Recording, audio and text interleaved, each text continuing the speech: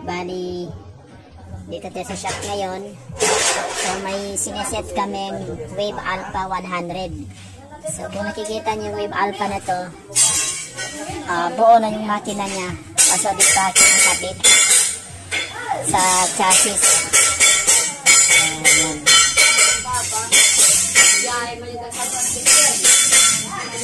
So yan ang chassis niya. So bali, hinihintay pa yung ibang parts niya para makabit doon sa chassis yung makina. So kung nakikita niyo mga lods, napa-under na to kahapon. Ilalagay ko lang yung video dyan para makita niyo yung under nito kung paano. So, umandar na niya kahapon. So, ang problema lang mga sir, mga lods is ito, bumigay yung head cover. Bumigay, yan o. Actually, pinorting na namin yan o. Pero bumigay, hindi niya kinaya yung lakas ng compression sa head. So kung nakikita niyo mga sir, mga lods, kung sa mga mechanic dyan, sa mga sanay naman, so sanay naman sa pagse-head, kung nakikita niyo yung ginamit namin head is big valve yan. So cylinder head to ng Rusi 110 ata.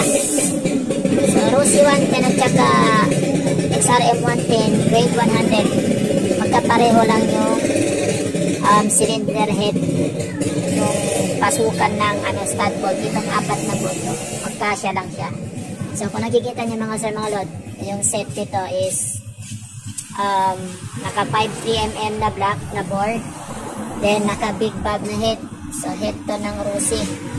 So hindi ko lang sigurado kung anong number or anong size ng valve niya. Pero big valve to, then naka-cam na 6.5 na TTGR. Tapos kung nakikita nyo rin mga sir, mga lods, yan o, naka-roller, naka-bearing na rocker arm na siya.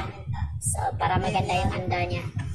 Then kung nakikita nyo ito mga sir, mga lods, yung back cam, so bali hindi akong gumawa niya, yung kasama ko. So bali nagkabaliktad, dapat dito sana yung nakalagay. So maya-maya na lang, palitan lang namin yung pagkalagay para okay na. So yun mga sir, mga lods, update ko kayo sa ginagawa namin Wave Alpha 100 na full set or super stock kung sabihin. Super stock lang siya, pero naka 53mm. So yun, naka cylinder head. Baka may magtanong kung pwede ba loads yung cylinder head ng Rusi sa Wave Alpha or sa XRM 110. So ang sagot doon mga sir, mga loads, pwede siya. Pwede siya. Yung cylinder head ng Rusi ilagay sa Wave Alpha or XRM 110, pwede siya. Big sila. So yun lang ang pinagkaiba mga sir, mga loads, is yung valve lang. Malaki na yung valve dito, kaya iba yung ginamit namin para magtugma doon sa bore na gagamitin namin. Kasi ito rin yung gusto ng mechanic namin na naka big valve. So yan siya, naka big valve, naka cam sa 6.5.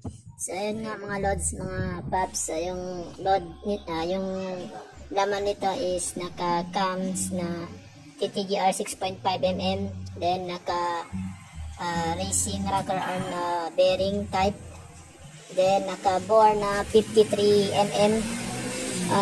Ang brand ng bore namin is MTK, pero ano siya, chrome ball. Then naka big valve na pang head na Rusi 110. Then itong carbs niya mga sir, mga loads, temporary lang. Meron naman siyang in-orderan na to ng may-ari ng PWK 28mm na transparent valve. Then yung ignition coil na ginamit, apido lang. So bali gagamitan to ng MSD, yung pang racing type na malaki MSD.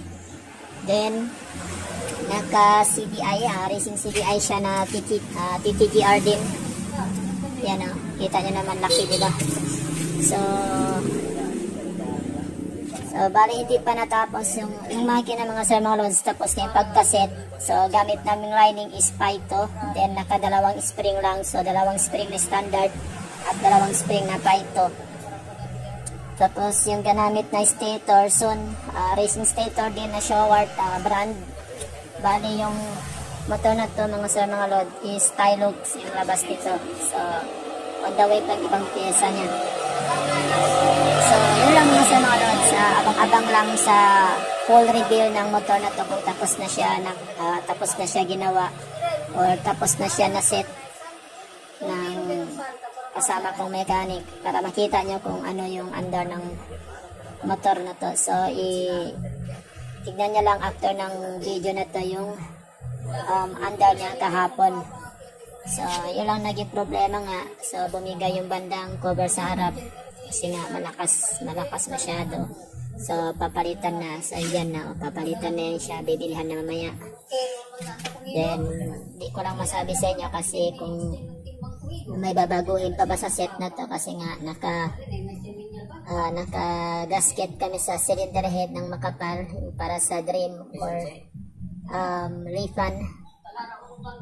So, yan lang siya. 53 bore, 6.5 mm na TTGR cams, tapos naka-rocker arm na ball bearing, then naka 28 carbs na big carbs are open, then naka Apido ignition coil, then naka racing CDI na TTGR at naka clutch lining na Apido na Paito, dalawang stock spring at saka dalawang Paito spring. So abang-abang na lang sa speed nito kung sakaling matapos na i-build ang MAPE Alpha 100 Tylux. So yun lang mga sa mga load. So abang-abang lang. So peace out, maraming salamat.